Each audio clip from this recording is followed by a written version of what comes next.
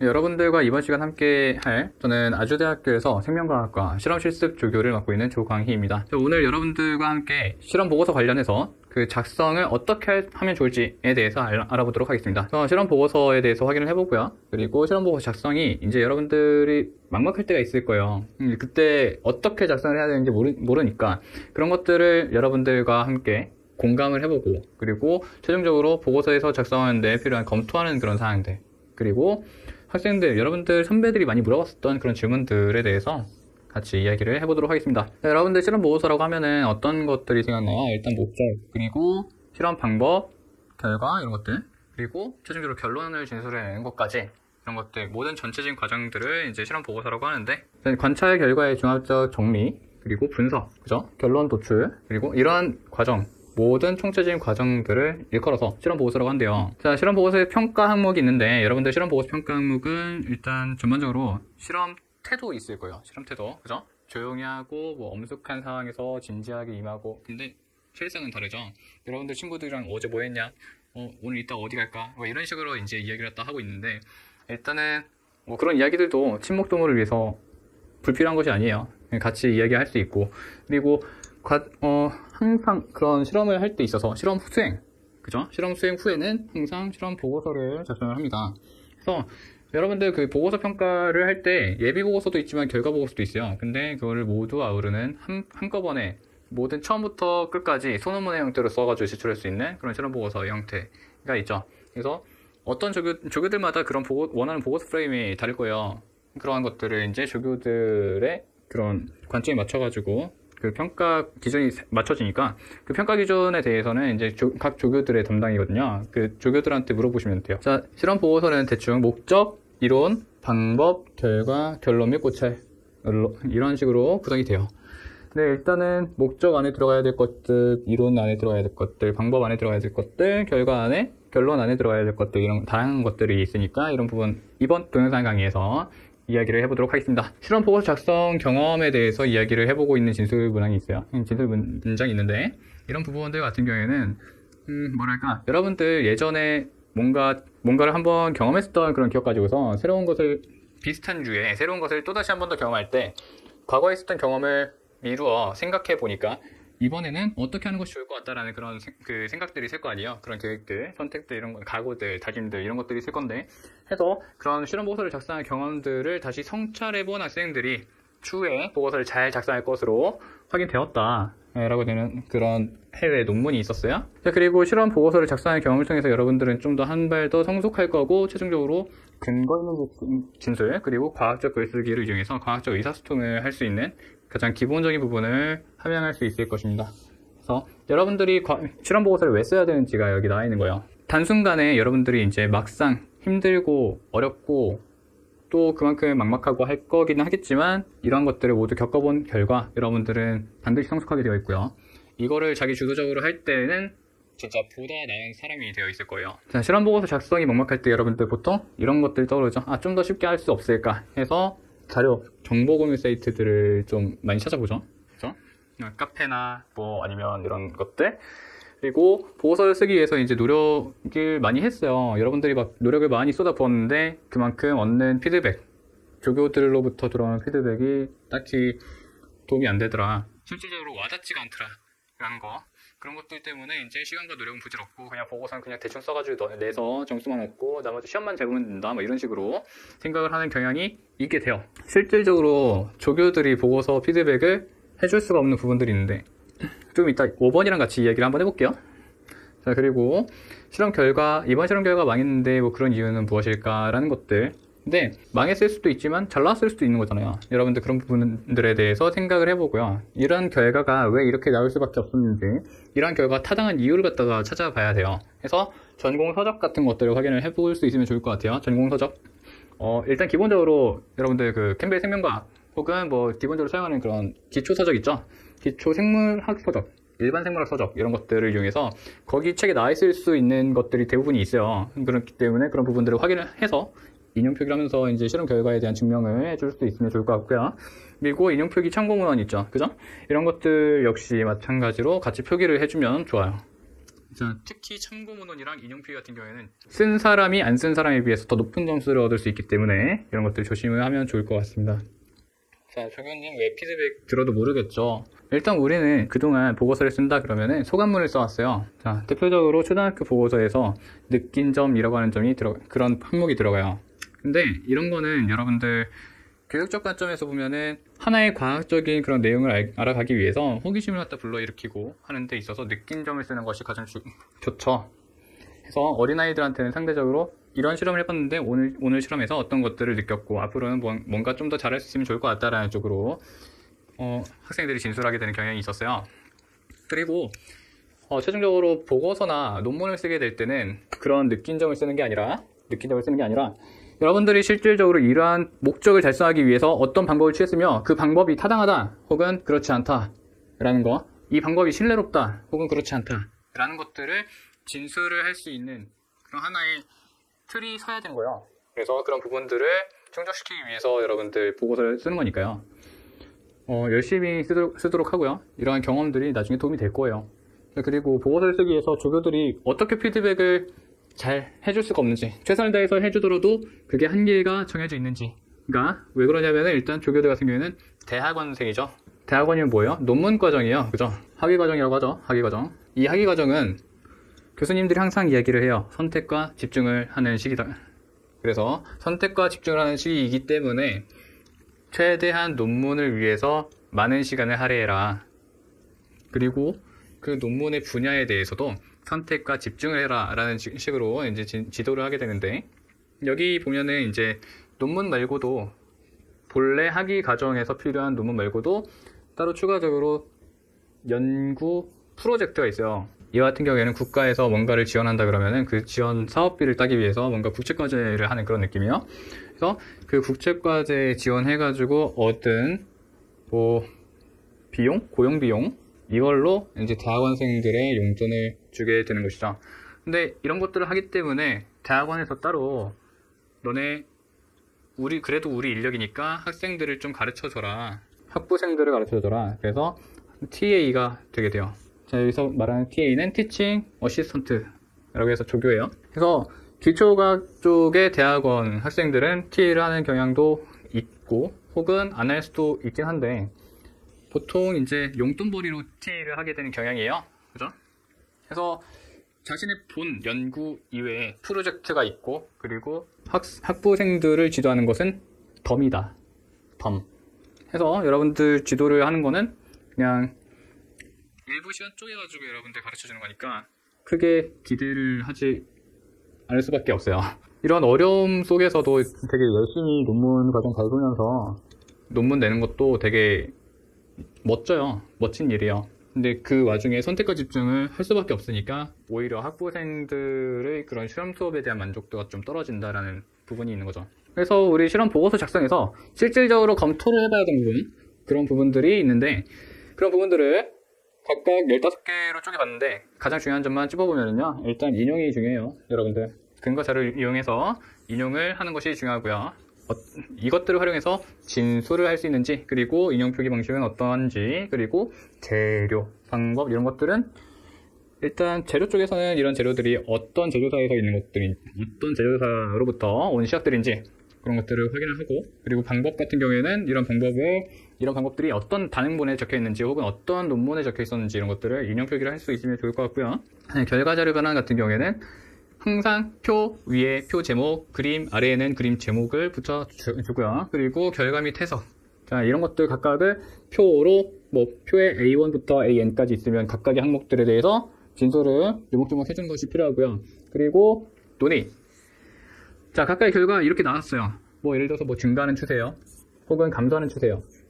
이런 것들에 대해서 이게 타당하다 하는 그런 진술을 단행본에서 이 관련된 진술을 인용을 하는 게 좋겠죠.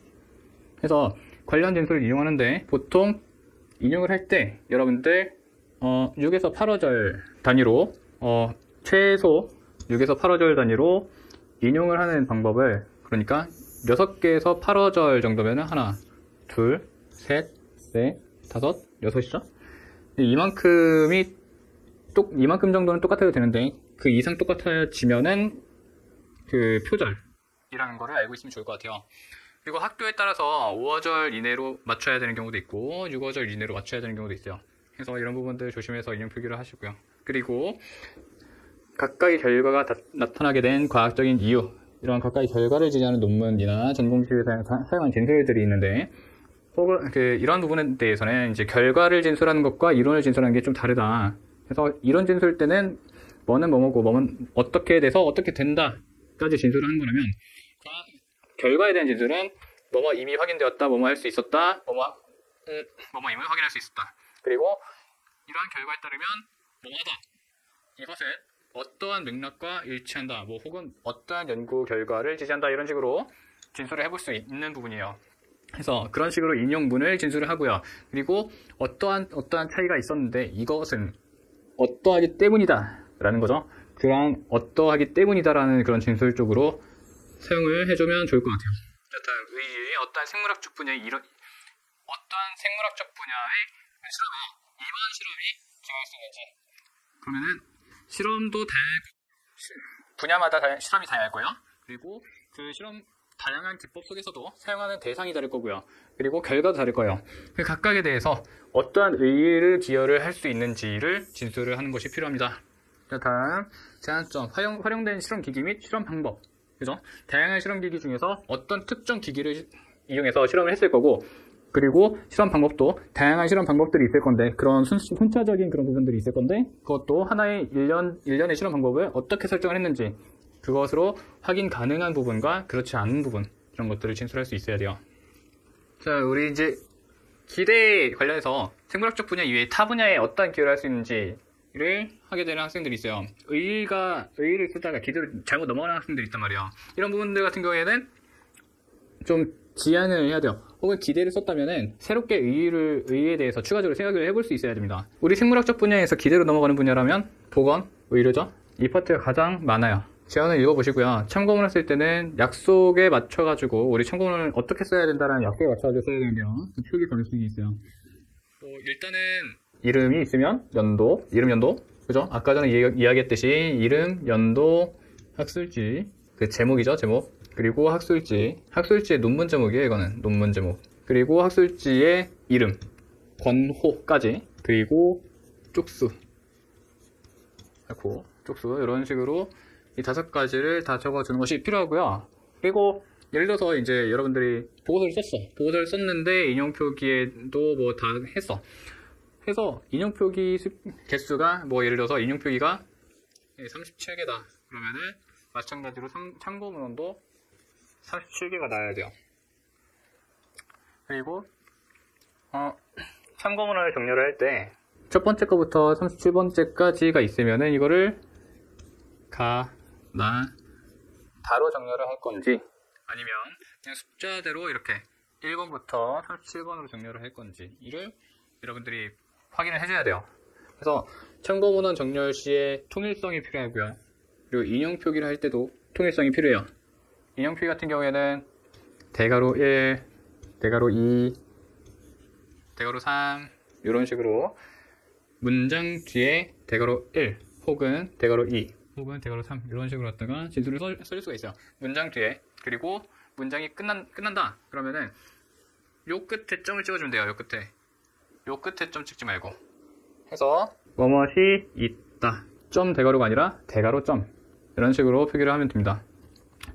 자, 그리고 만약에 대괄호나 그냥 일반적인 괄호가 소괄호가 아니면 인용 뭐뭐한다,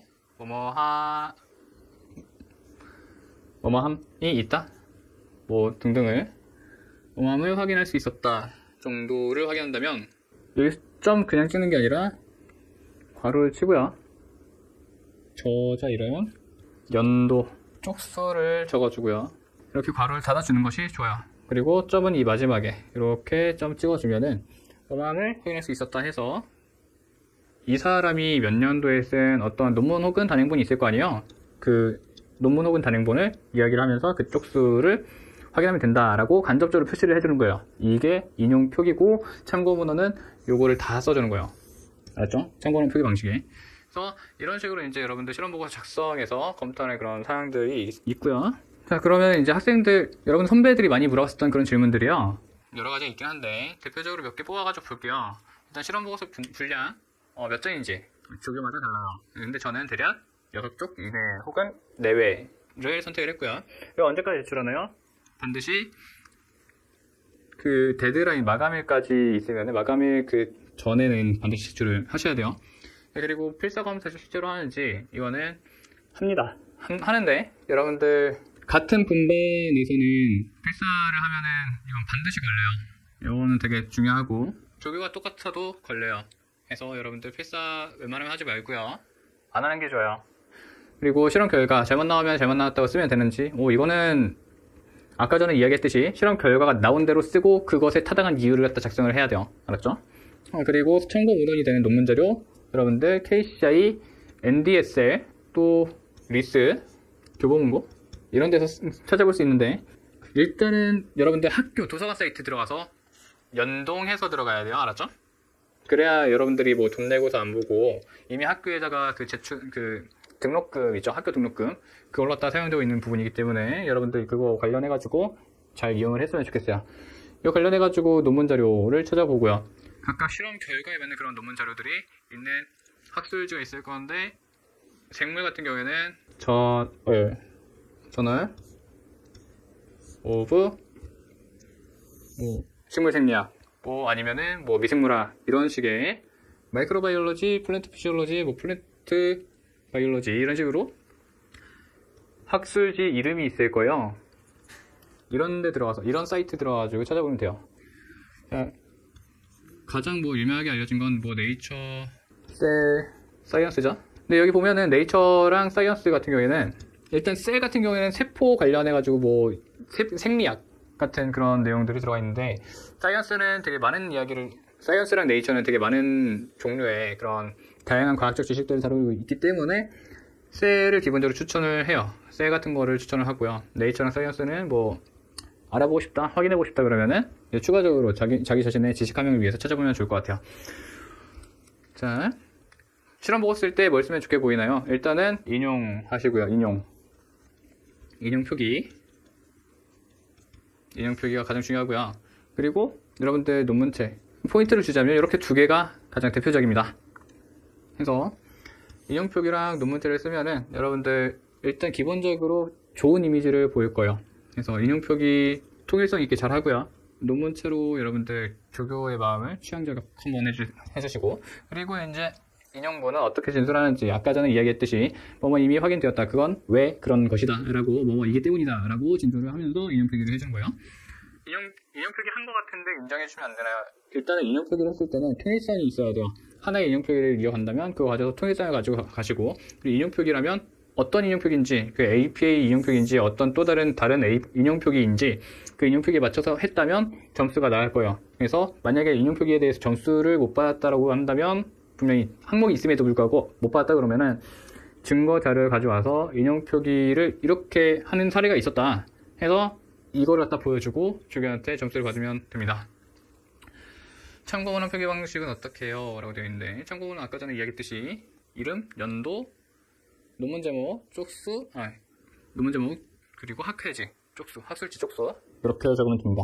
그래서 학술지에는 항상 권호, 이슈, 볼륨 이런 것들이 있으니까 이런 것들 다 적어주시면 되고요. 여기까지 해서 여러분들과 실험 보고서에 대해서 좀 알아보게 되었는데 어떻게 여러분들 궁금증이 다 해결됐는지 모르겠습니다. 혹시라도 그 추가적인 궁금증이 생기면은 한번 댓글로 달아주신다든지 하시면 좋을 것 같고요. 앞으로 이런 경험들을 통해서 실험 보고서를 작성하는 경험을 통해서 여러분들이 양적인 경험 그리고 질적인 경험들이 모두 충족이 될 거예요.